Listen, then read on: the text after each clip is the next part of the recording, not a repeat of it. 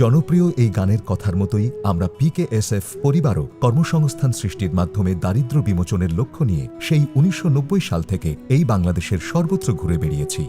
গত ৩ দশকে দেশের মাথাপিছু আয় বৃদ্ধি, দারিদ্র্য বিমোচন ও মানব সম্পদ উন্নয়ন খাতে লক্ষণীয় উন্নয়ন সাধিত হলেও দেশের কিছু কিছু জেলায় অতি দরিদ্র মানুষের সংখ্যা এখনও অনেক বেশি এবং ঝুঁকিপূর্ণ অঞ্চলগুলোতে বহু মানুষ দারিদ্র্য সীমার নিচে বসবাস করছেন।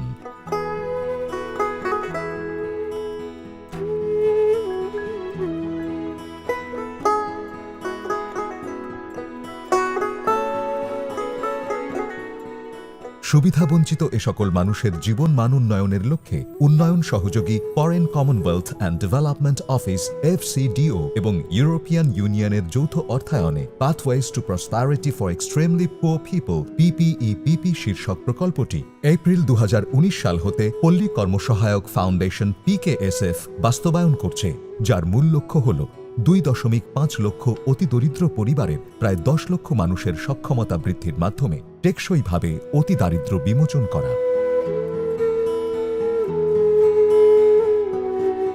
প্রকল্পটি কৃষি, জলবায়ু ও আর্থসামাজিক ঝুঁকির ভিন্নতাকে বিবেচনায় নিয়ে ৪টি ভিন্ন ভৌগোলিক বাস্তবতায়, বিশেষ করে দেশের উপকূলীয় এলাকা, হাওর এলাকা, উত্তরাঞ্চল, চরাঞ্চল এবং ক্ষুদ্র নৃগোষ্ঠী অধ্যুষিত এলাকায় বাস্তবায়িত হচ্ছে। প্রকল্পের আওতায় জীবিকায়ন, স্বাস্থ্য ও পুষ্টি উন্নয়ন, জলবায়ু সহিষ্ণুতা ও অভিঘাত মোকাবিলা, সরকারি সেবা প্রাপ্তি, প্রতিবন্ধী মানুষদের একীভূতকরণ ও নারীর ক্ষমতা উন্নয়নে সেবা প্রদান করা হচ্ছে।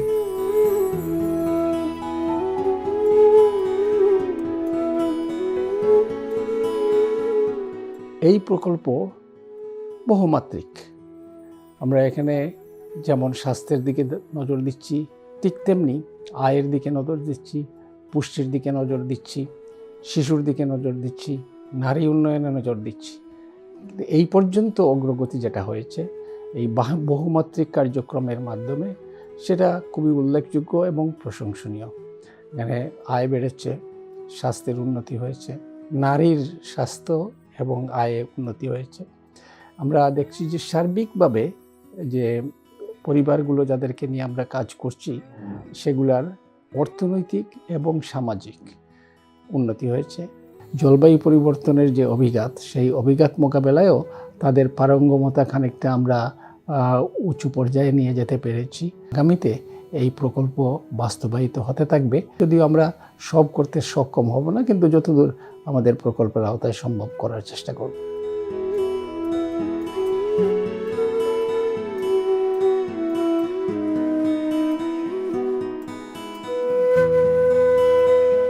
আমি শম্পা রানী, আমি একজন স্টুডেন্ট। আমার মা একজন প্রসপারিটি প্রকল্পের সদস্য। সেই সূত্রে আমি PKSF এর এবং গ্রাম বিকাশ কেন্দ্র থেকে একটি পাপোশ তৈরির 1 মাসের ট্রেনিং পাই।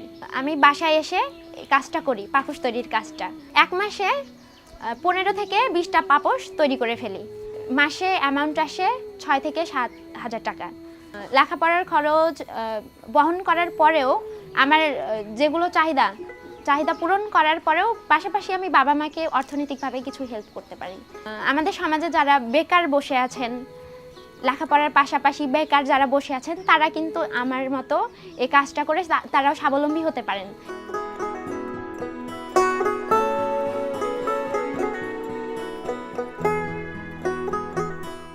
গত 4 বছর ধরে বহুমুখী সেবা প্রদানের ফলে কর্ম এলাকার অতি দরিদ্র সদস্যদের আর্থসামাজিক চিত্র এখন অনেকটাই বদলে গেছে।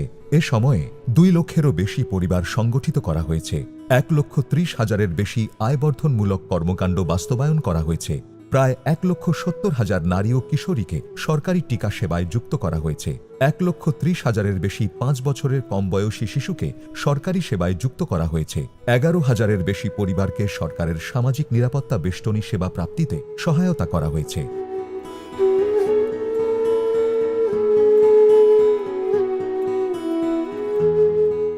অতি দরিদ্র পরিবার সমূহকে নিয়েই PKSF কাজ করে এবং এটি সেরকম একটি প্রকল্প যেখানে সত্যি সত্যি বিশেষ করে উপকূল, হাওর এবং খরা অঞ্চলে আমরা কাজ করেছি। যাদের নিয়মিত কোনো কর্মসংস্থান ছিল না এই প্রকল্প নেওয়ার প্রেক্ষিতে সেই সমস্ত খানা বা সেই সমস্ত পরিবারে নিয়মিত কর্মসংস্থান এবং তাদের দারিদ্র্য বিমোচন হয়েছে। উপকূল অঞ্চলে যেখানে সুপেয় পানির প্রচণ্ড অভাব, লবণ পানির আগ্রাসন, সেখানে আমরা পানির ট্যাঙ্ক দিয়েছি। কমিউনিটি পর্যায়ে আমরা রিভার্স অসমোসিস প্ল্যান্ট নামের প্ল্যান্ট বসিয়ে দিয়েছি এবং সেটি কমিউনিটির মাধ্যমে পরিচালিত হচ্ছে। এই প্রকল্পের অংশবিশেষ আবারও চলবে এবং ভবিষ্যতেও আমরা চাইব যেন যুক্তরাজ্য সরকারের FCDO বা অন্যান্য প্রতিষ্ঠান এই ধরনের প্রকল্পে এগিয়ে আসে।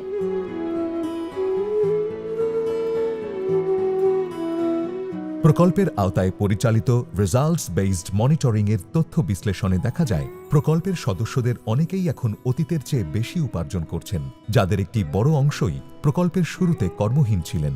লক্ষিত পরিবারগুলোয় স্বাস্থ্য সচেতনতা ও স্বাস্থ্যাবস্থার উন্নতি হয়েছে। নারীর ক্ষমতায়নে বিভিন্ন কার্যক্রম হাতে নেয়ার ফলে প্রকল্পের নারী সদস্যদের গ্রহণযোগ্যতা বেড়েছে। কেউ কেউ সরকারের সম্মানজনক জয়িতা পুরস্কার পেয়েছেন। সামাজিক নিরাপত্তা সেবার পাশাপাশি প্রতিবন্ধী মানুষ কর্মসংস্থানে যুক্ত হয়ে অর্থনৈতিক উন্নয়নের মূল স্রোতে নিজেদের সংযুক্ত করেছেন। কৃষিজ ও অকৃষিজ কর্মকাণ্ড সম্প্রসারণ, বিভিন্ন ধরনের উপকরণ এবং বাজার সংযোগে সরকারি ও বেসরকারি বিভিন্ন সেবা আগের তুলনায় বৃদ্ধি পেয়েছে।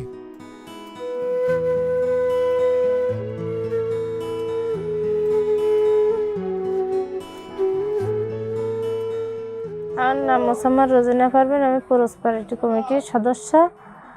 আমি 8 মাসের গর্ভবতী।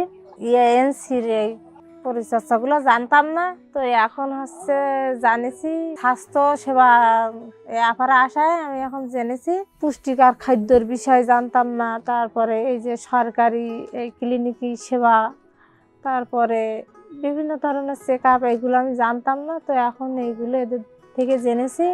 এখন এদের থেকে এগুলো পাই। এই জানার পরে এখন নিজে যেই করি এগুলো, আর সুষম খাদ্য খাই। এখন আল্লাহর রহমতে আমার শরীর অনেক ভালো আছে।